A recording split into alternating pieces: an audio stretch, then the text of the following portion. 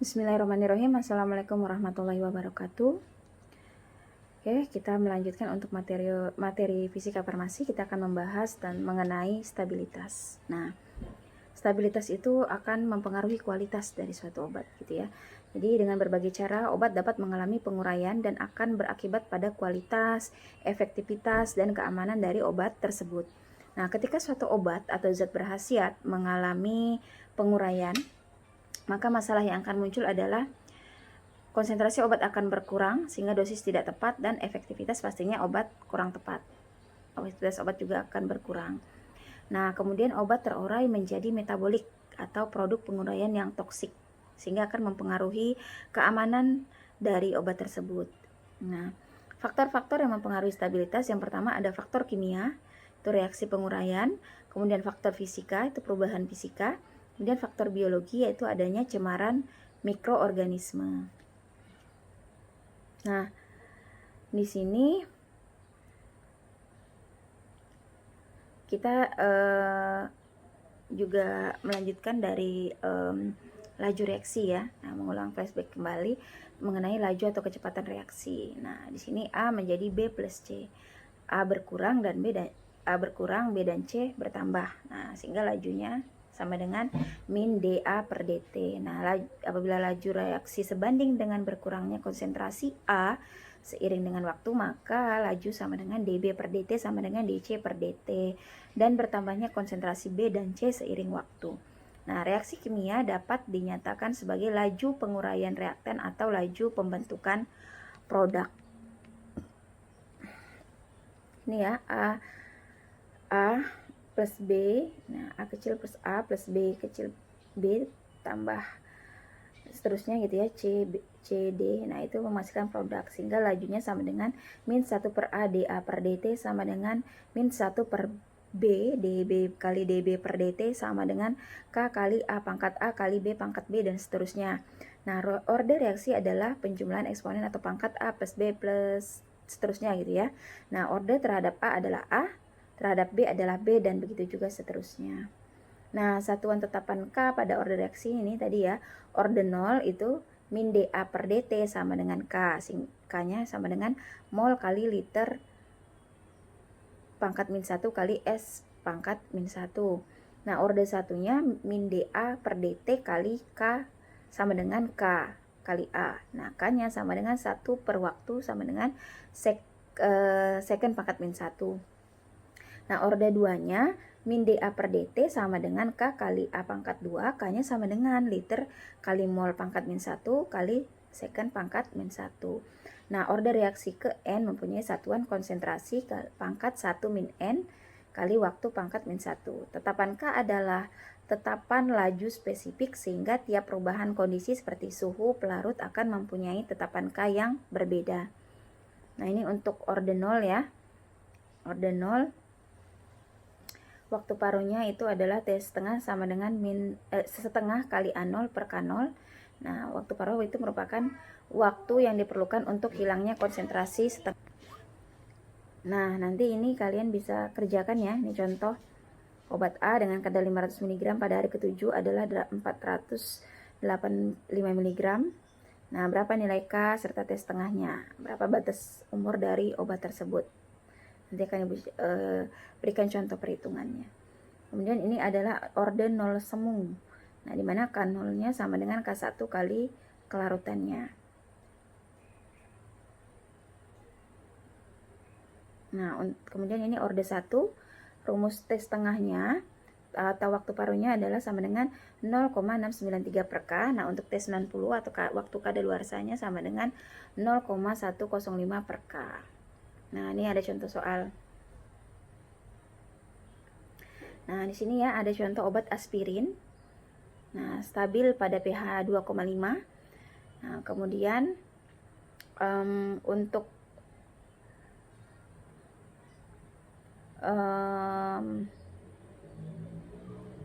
di sini first order rate konstannya adalah 5 kali 10 pangkat min 7 kali second pangkat min 1 pada suhu 25 derajat Celcius. Nah, yang ditanyakan adalah shelf life.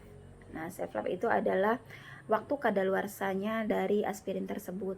Nah, berapa T90 atau waktu kadaluarsanya? Nah, ini ternyata mengikuti orde pertama ya, orde 1, first order.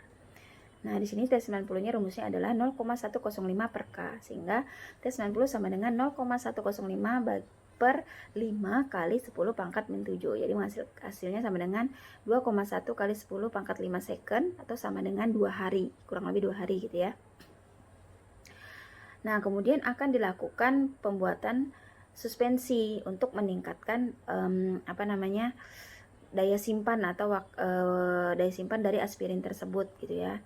Nah, dengan memiliki solubility aspirin tersebut adalah 0,33 gram per 100 ml pada pH 2,5. Nah, ini pada orde 0 gitu ya. Nah, tentukan pada orde 0 tentukan K0-nya dari suspensi aspirin tersebut. Nah, rumus K0-nya sama dengan 5 kali 10 pangkat min 7 second pangkat min 1 kali 0,33 gram per 100 ml. Sehingga dihasilkan sama dengan K0-nya 1,65 kali 10 pangkat min 7 gram per mililiter kali second gitu ya. Nah, kemudian jika akan dibuat dosis aspirin itu 650 mg per setiap ini teaspoonful itu tiap sendoknya gitu ya, tiap sendoknya. Nah, berapa waktu penyimpanannya, berapa waktu kadaluarsa dari suspensi tersebut? Nah, 650 mg per 5 ml sama dengan 13 gram per 100 ml. Nah, diubah ya, dari 5 ml menjadi 100. Konversi saja. Jadi T90-nya sama dengan 0,1 kali 13 per 1,65 kali 10 pangkat min 7 sama dengan 7,9 kali 10 pangkat 6 second, atau sama dengan 91 hari. Nah, kemudian ini ada contoh suatu obat mengandung 500 mg per mili, setelah 40 hari dianalisis ternyata mengandung 3 gram per 10 mili dengan anggapan orde 1. Hitunglah T setengah dan waktu simpan dari sediaan tersebut. Nanti kalian bisa hitung dah dengan contoh tadi di atas. Nah, kemudian orde 2, di mana A tambah B itu menghasilkan P. Nah, laju reaksinya sama dengan min dA per dt sama dengan min dB per dt kali K kali A kali B sama dengan D kali P per dt. Nah, jika A dan B masing-masing konsentrasi awal dari A dan B, maka X adalah jumlah mol A atau B yang bereaksi dalam waktu T. Maka di sini ya, lajunya dx per dt kali Ka min X kali B min X. Nah, katanya sama dengan 2,303 per A min B log kali log B kali A min X per A kali B min X gitu ya.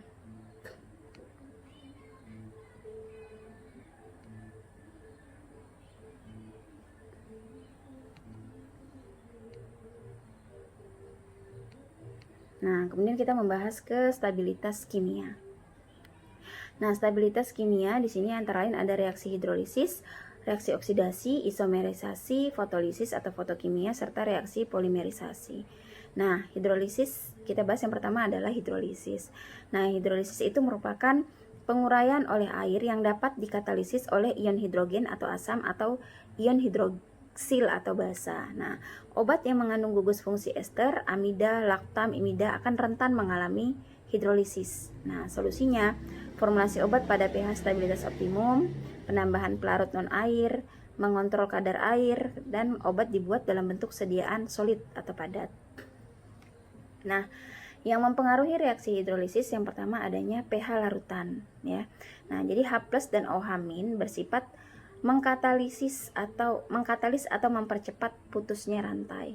pH kestabilan suatu obat adalah pada titik minimum saat log K minimum. Nah, kemudian adanya larutan dapar, suhu.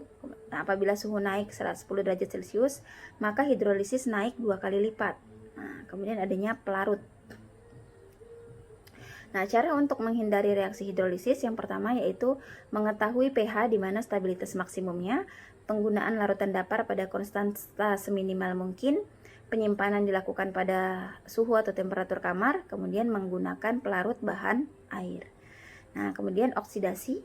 Oksidasi merupakan reaksi penguraian obat yang meliputi terjadinya hilangnya suatu atom elektronegatif, radikal atau elektron, penambahan suatu atom elektronegatif atau radikal, kemudian obat-obat yang teroksidasi, asam askorbat, adrenalin, ergotamin, hidrokarbon, morfin, penisilin, prednison, vitamin A, D, dan E. Nah, suatu jenis reaksi oksidasi yang juga sering ditemukan adalah autooksidasi, yang merupakan suatu reaksi berantai. Nah, ada 3 tahap reaksi autooksidasi suatu molekul organik. Yang pertama tahap permulaan, di mana RH itu menjadi R plus H.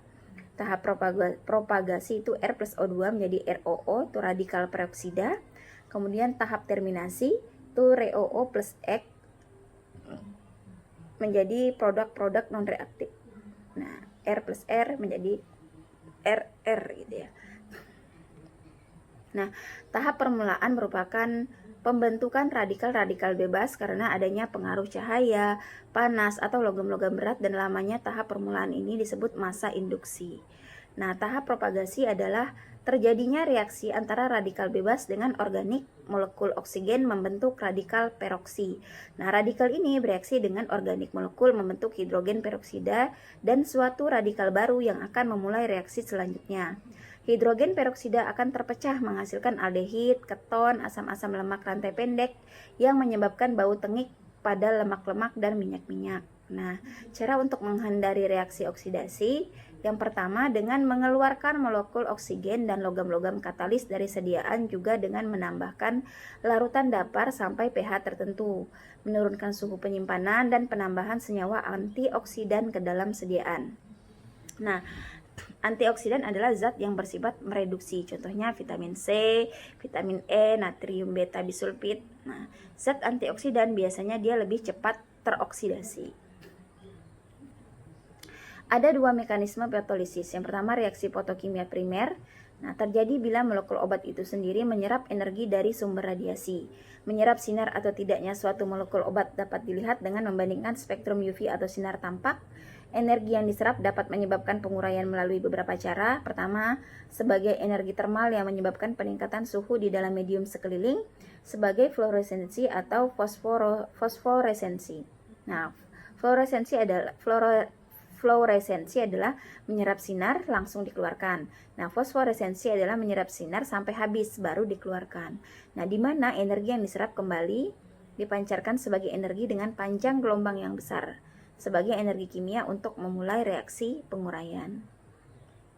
Nah, reaksi fotokimia sekunder atau photosensitizer itu energi dari sumber radiasi diserap oleh molekul-molekul zat tambahan dalam formulasi yang kemudian membagi energi yang meningkat ini kepada molekul obat sehingga terjadi penguraian obat.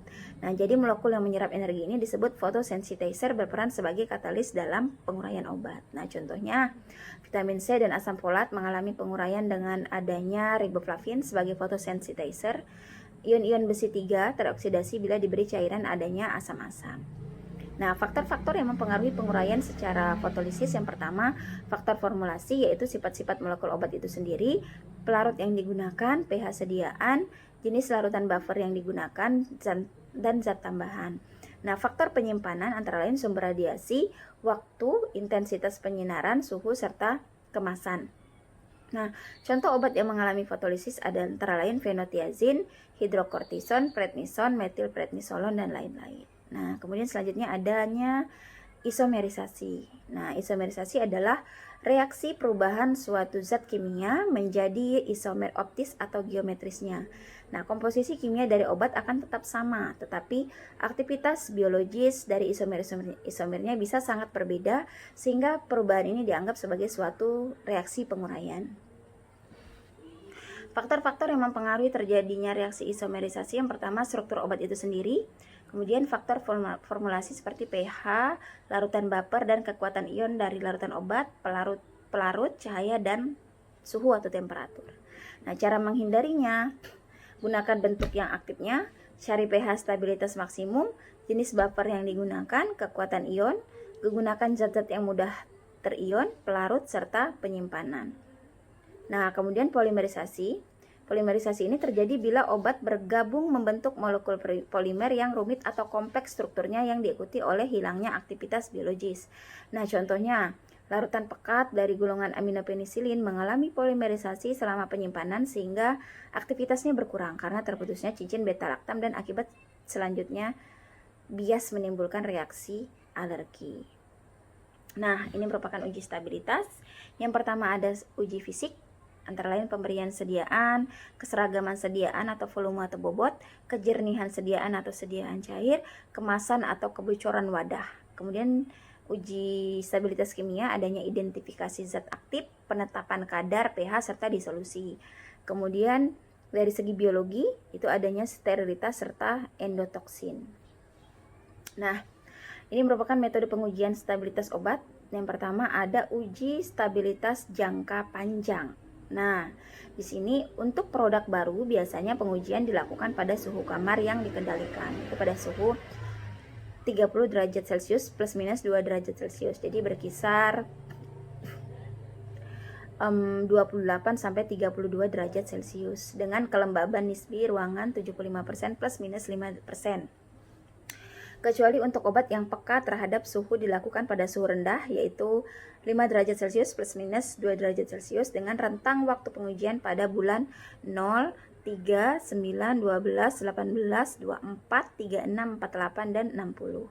Nah, biasanya pengujian dilakukan sampai bulan ke-36. Tetapi apabila masih memenuhi syarat pengujian, harus diteruskan sampai bulan ke-60 gitu ya. Nah, kemudian ada lagi yaitu uji stabilitas dipercepat. Nah, uji stabilitas dipercepat ini untuk produk baru biasanya pengujian dilakukan pada suhu ekstrim yang dikendalikan, yaitu suhu 40 derajat Celcius plus minus 2 derajat Celcius dengan kelembaban nisbi ruangan 75 derajat Celcius plus minus 50 derajat Celcius. Nah, kecuali untuk obat yang peka terhadap suhu dilakukan pada suhu ruangan yaitu 25 derajat Celcius plus minus 2 derajat Celcius dengan kelembaban nisbi ruangan 60% plus minus 5%. Rentang waktu pengujian untuk uji stabilitas dipercepat dilakukan pada bulan ke-0, 1, 2, 3, dan 6. Nah, biasanya pengujian pada bulan ke-6 hanya untuk senyawa obat baru. Nah, pengujian stabilitas dipercepat biasanya menggunakan alat yaitu climatic chamber. Nah, untuk menjaga agar suhu ekstrim dan kelembaban nisbi tersebut terkendali.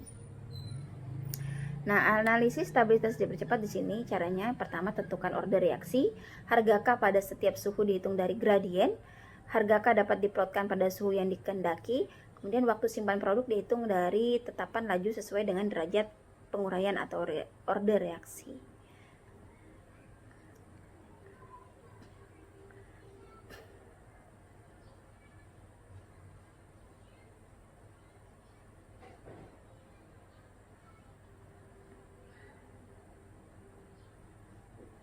Kemudian validitas itu merupakan dekomposisi fenomena termal di mana EA-nya yaitu 10 sampai 30 kilokalori per mol. Nah, kurang bermakna di mana difusi, fitokimia, pembekuan, kontaminasi mikroba, pengadukan berlebihan. Di sini ya tampak ya berdasarkan grafik di sini. Produk yang mengandung zat suspensi, kemudian protein, kemudian adanya salep, kemudian dan suppositoria. Nah, di sini ada contoh soal. Konsentrasi awal suatu obat yang terurai menurut kinetika orde 1 adalah 94 unit per mili. Laju dekomposisi spesifik K yang diperoleh dari plot Arrhenius itu 2,09 kali 10 pangkat min 5 jam pangkat min 1 pada suhu kamar 25 derajat Celcius. Eksperimen sebelumnya menunjukkan bahwa jika kadar obat di bawah 45 unit per mili, obat tersebut sudah tidak berkhasiat dan harus ditarik dari pasaran. Nah, hitung kadaluarsa obat tersebut. Tadi ya, karena pada orde 1, nah rumus T-nya sama dengan 2,303 per K kali log channel per CT, sehingga T-nya sama dengan 2,303 per 2,09 kali 10 pangkat min 5 kali log 94 per 45, sehingga waktunya sama dengan waktu kadaluarsanya adalah 3,5 kali 10 pangkat 4 jam atau kurang lebih 4 tahun. Ya. Nah, sekian untuk materi stabilitas obat. Saya tutup. Saya ucapkan terima kasih. Wabillahi taufiq wal hidayah. Wassalamualaikum warahmatullahi wabarakatuh.